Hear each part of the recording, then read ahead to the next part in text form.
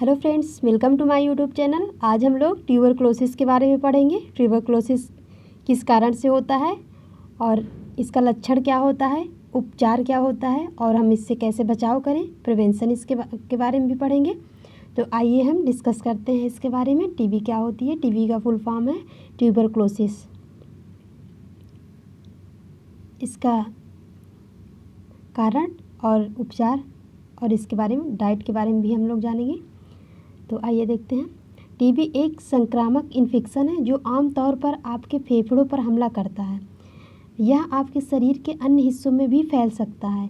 तो टीबी क्या है? एक संक्रामक बीमारी होती है जो एक व्यक्ति से दूसरे व्यक्ति में फैलती है। ये एक प्रकार का जीवाणु होता है जिसे हम माइकोबैक्टीरियम ट्यूबरक्लोसिस कहते हैं। तो ये एक बैक्टीरिया होता है जो माइकोबैक्टीरियम ट्यूबरक्लोसिस नाम का बैक्टीरिया है, जिसके कारण ये इन्फेक्शन होता है और ये हमारे फेफड़े को प्रभावित करता है। इसकी स्टेज है कई, जैसे कि पहला स्टेज है संक्रमण से आपकी प्रतिरक्षा प्रणाली रोगाणु से लड़ने में सक्षम हो सकती है। जो पहला स्टेज है उसमें क्या होता है कि जो हमारी इम्यूनिटी सिस्टम होती है वो क्या सक्षम होती है उस संक्रमण से लड़ने के लिए।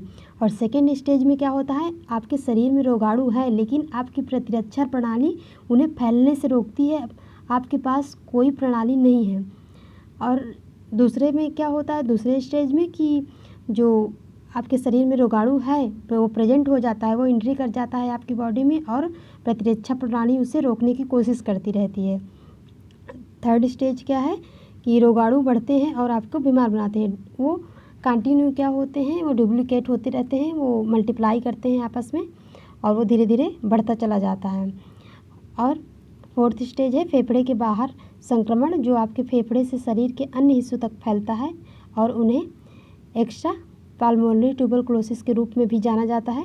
मतलब फोर्थ स्टेज जो होती है वो बहुत ही भयानक होती है। इससे पूरी तरीके से आपके फेफड़े में संक्रमण फैल चुका होता है और ये शरीर के अन्य भागों में भी इफ़ेक्ट डालता है। आइए इसके सिम्टम्स के बारे में जानें, इसके लक्षण क्या होते हैं। तो इसका सबसे पहला लक्षण है खांसी जो 3 सप्ताह तक रहे या फिर इससे ज़्यादा भी रह सकती है। और छाती में दर्द होता है। खांसने के दौरान हमारी छाती में क्या होता है, दर्द होता है। खूनी खांसी, जब हम खांसते हैं तो कफ के साथ में ब्लीडिंग भी होती है। तो ये क्या है, ये आपके ट्यूबरक्लोसिस के लक्षण हो सकते हैं। हर समय थकान महसूस करना, इस स्थिति में क्या होता है, थकान महसूस होती है और रात में पसीना आता है। और ठंडक, चिल मतलब चिल फीवर, जैसे कि बुखार में ठंडी लगती रहती है ना बुखार में कभी कभी। तो भूख न लगना, वेट लॉस, आपका वेट भी धीरे धीरे लॉस होता चला जाएगा। कारण क्या है, सक्रिय टीबी रोग वाले लोगों में माइकोबैक्टीरियम ट्यूबरक्लोसिस नामक बैक्टीरिया होता है।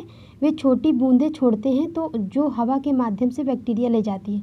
मतलब जो लोग संक्रमित होते हैं वो लोग अगर छींकते हैं, बोलते हैं, खांसते हैं तो उनके मुंह से क्या निकलता है, ड्रॉपलेट्स निकलते हैं, छोटी छोटी जो है बूंदें निकलती हैं मुंह से। जब छींकते हैं तो देखते होंगे आप, तो उसके ज़रिए ये क्या होता है, हवा में फैलता है और ये जाके दूसरे व्यक्ति को संक्रमित कर देता है। ऐसा तब हो सकता है जब वे हंसते हुए, खांसते हुए या छींकते हुए, गाते हुए बोल रहे हों। मतलब कि अगर वो ऐसी क्रिया कर रहे हैं जैसे हंस रहे हैं, बोल रहे हैं, मतलब ऐसी क्रिया जिसके द्वारा उनके शरीर से कोई ड्रॉपलेट्स बाहर एयर में निकले, तो इस स्थिति में क्या होता है, उस ड्रॉपलेट के साथ वो बैक्टीरिया भी कंबाइन होता है और वो जाकर दूसरे व्यक्ति को प्रभावित कर देता है।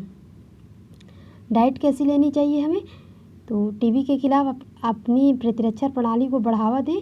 पोषक तत्वों के सेवन पर ध्यान देना चाहिए। पोषक तत्वों से भरपूर आहार जिसमें लीन प्रोटीन मतलब उच्च मात्रा की प्रोटीन और फल, सब्जियां, साबुत अनाज और स्वस्थ वसा शामिल हो। धूम्रपान से भी बचें। धूम्रपान सबसे बड़ा कारण हो सकता है। अगर आप फेफड़े की बीमारी से प्रभावित है तो आपको धूम्रपान बिल्कुल नहीं करना चाहिए। और इसमें एग लेना चाहिए जो हाई प्रोटीन रिच होता है, वो हाई प्रोटीन प्रोवाइड करता है बॉडी को। मोर प्रोटीन इंटेक करना चाहिए, ज़्यादा से ज़्यादा कोशिश करिए कि प्रोटीन की मात्रा हमारी बॉडी में ज़्यादा से ज़्यादा हो सके। मोर कैलोरी, उस स्थिति में क्या होता है, एनर्जी लॉस हो जाती है और जिससे हमें ऊर्जा की आवश्यकता भी होती है और कैलोरी की भी आवश्यकता होती है। तो हमें क्या इंटेक करना है, स्वास्थ्य जो पोषक तत्व होते हैं स्वास्थ्य के लिए अच्छे होते हैं, उनको पोषक तत्वों से भरपूर आहार जिसमें लीन प्रोटीन, फल, सब्जियां, साबुत अनाज और स्वस्थ वसा शामिल है। स्वस्थ वसा कौन सी होती है? अनसैचुरेटेड फैटी एसिड होती है। तो ये आपका डाइट हो गया इसमें का। अगर आपको प्रिवेंशन के बारे में बताया जाए तो प्रिवेंशन में आप क्या कर सकते हैं, अपने आप को सेपरेट रख सकते हैं। बाकी फैमिली मेम्बर से अपने आप को आपको सेपरेट रखना होता है ताकि हमारे जो ड्रॉपलेट्स हैं उन तक ना पहुंच ना पाए।